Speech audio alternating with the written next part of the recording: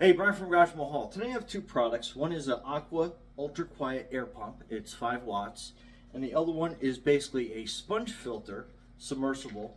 And let me show you each one in detail, how they work, what comes with it. And they work in conjunction with each other. So the air pump, it has a pretty long extension cord. We'll unwind that here in a second. And it comes with a few accessories. So it basically has a flow valve, so the air and the water only flow one way. Some suction cups to attach the lines to the side. 2 air stones, and then it gives you a bunch of air line. I mean, this is like a lot, so let's open this up, see how much we actually get.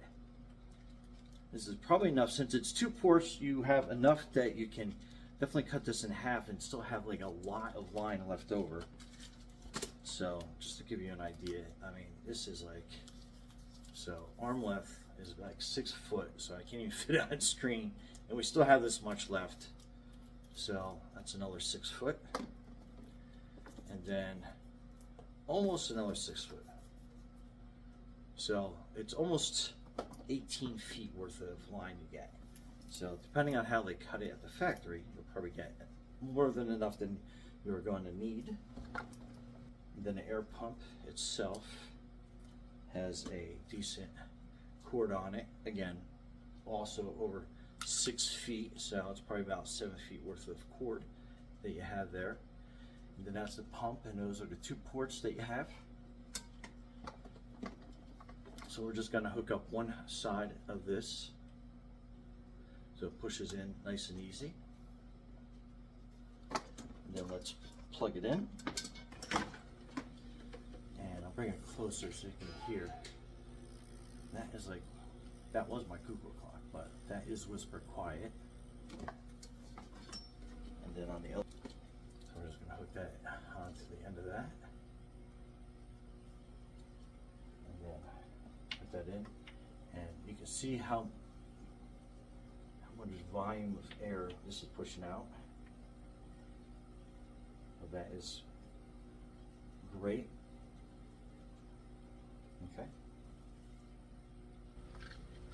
Okay, so this is your sponge submersible filter. This is great for like a fry tank or a tank that you have a lot of small little creatures.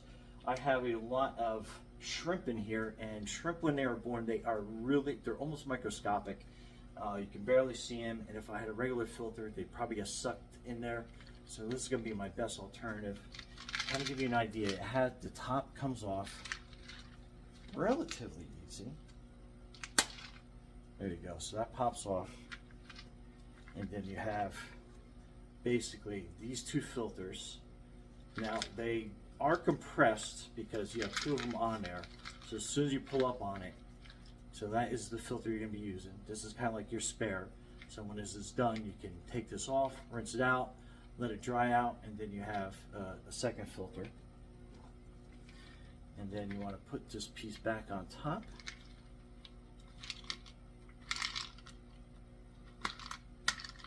And that snaps on. And then once this fills with water, it's going to basically expand more.